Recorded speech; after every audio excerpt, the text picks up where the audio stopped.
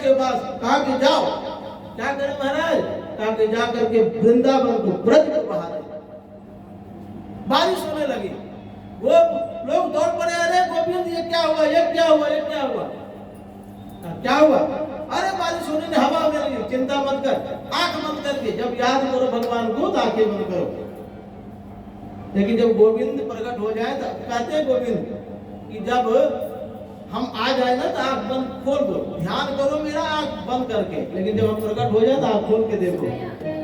भगवान ने कहा आंख बंद कर, सबने आंख बंद कर ली।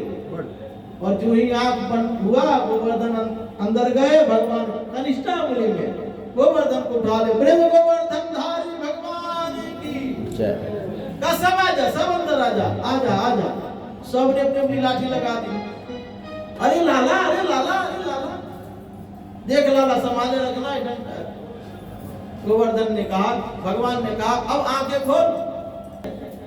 सब गोवर्धन पर्वत के नीचे सभी गोप गायें बछड़े सब आ गए। कहते हैं गोवर्धन उसमें बहुत बड़ा हो गया, 84 कोस का हो गया, दिल्ली तक छा दिया महाराज। मथुरा से दिल्ली 100 किलोमीटर है, दिल्ली तक गोवर्धन बढ़ गई। और वो गोवर्धन सभी गोपों को रक्षा करने लगा। एक सब लाठी लगाती। एक दिन बीता, 2 दिन बीता, गोपों ने कहा करे लाला नेक ठहर, रुक जा थोड़ा। क्या करें? तू 3 दिन से इस पर्वत को उठा रखा है, तू क्या सोचता है कि तू ही इस पर्वत को उठा रखा तभी उठा है? तू खाया पिया नहीं लगता।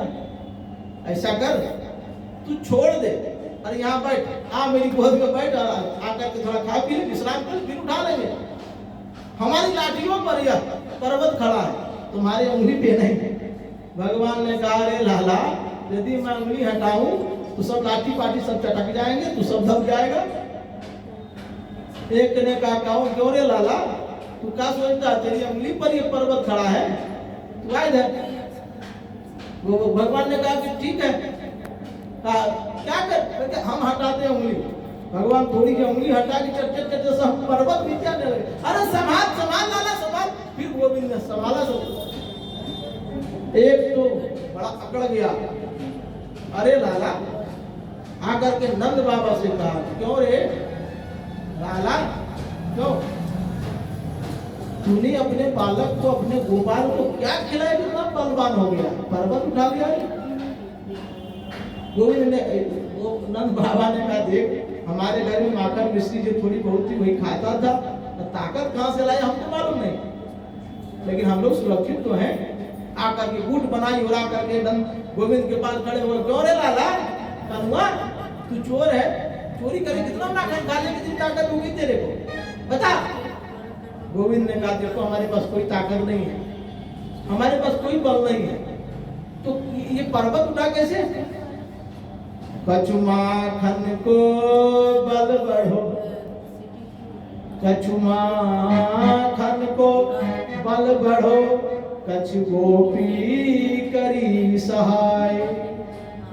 कछु माखन को बल बढ़ो, कछु गोपी करी सहाय।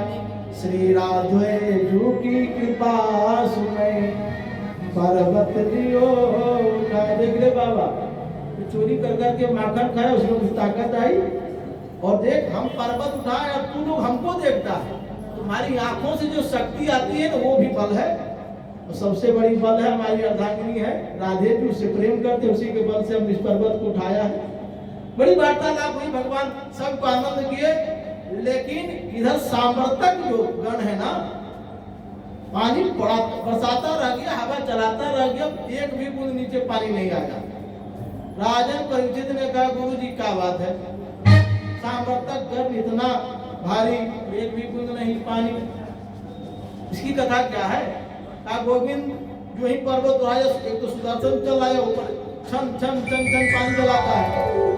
दूसरी बात एक हो गई, क्या हुआ, एक बाबा आ गए गाड़ी वाले, अगस्त मुनि आए थे राम जी के पास, और दुर्वासा जी गए थे शिव जी के पास। एक दिन दुर्वासा जी जा रहे थे भगवान शिव के कैलाश पर्वत के बगल से, मैया पार्वती दरवाजे पे खड़ी थी। दुर्वासा जी आए और आकर के मैया पार्वती को देख करके मुंह घुमा लिए। मैया पार्वती बड़ा पटा लगा, जाके गई बाबा के पास, क्यों रे बाबा हमें इसे क्या देख लिया तुमने मुंह घुमा ली, हमारे घर में ऐसा क्या, तू कभी आता नहीं मेरे घर में, क्यों दुर्वासा जी हमारे पास क्या ऐसा है, क्यों क्यों आपसे हमसे। दुर्वासा ने कहा छोड़ो छोड़ो तुमसे कौन बात करेगा, पार्वती को दुर्वासा ने कहा छोड़ो छोड़ो हमको, तुमसे कौन बात करता है। पार्वती ने ऐसा क्या हो कि हमसे क्यों नहीं बात कर सकते, तुम अपने आप को क्या कहते हो, गृहस्थ है, तुम्हारे बच्चे हैं, घर है, परिवार है, पति है। हाँ है, हम गृहस्थ हैं।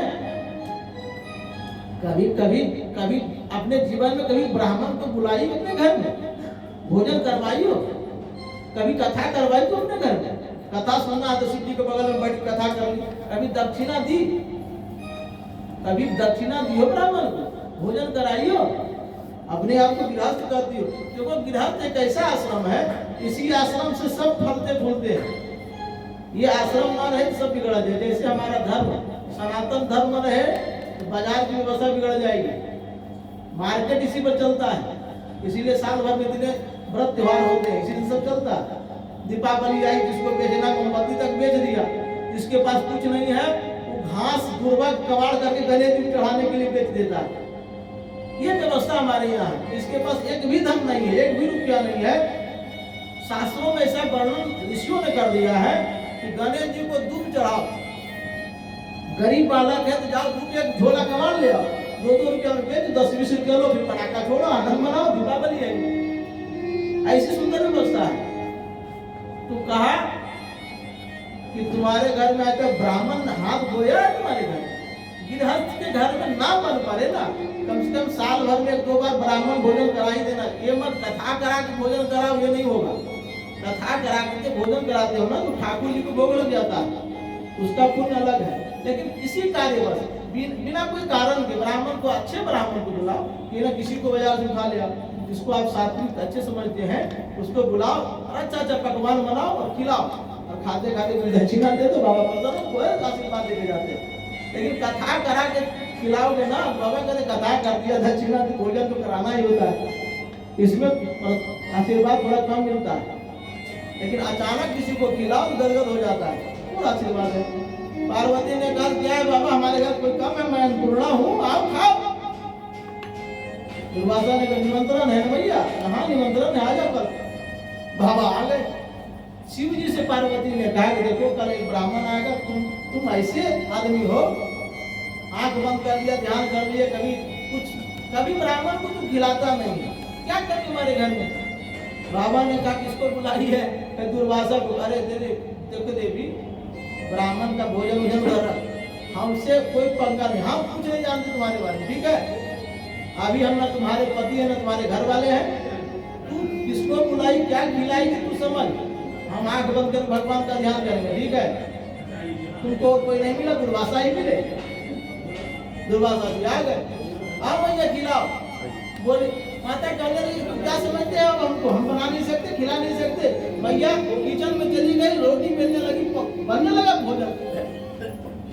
दुर्वासा थाल पर बैठ